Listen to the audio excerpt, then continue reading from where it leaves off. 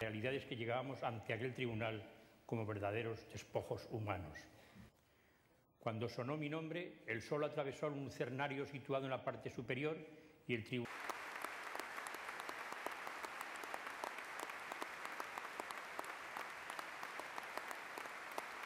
Ahora me gustaría dedicarle unos versos sacados de un poema suyo titulado Compañeros, y que dice así: Vamos ahora, compañero, a defender lo alcanzado y seguir hacia adelante. La lucha, tu lucha, el camino, tu camino, aún no ha terminado.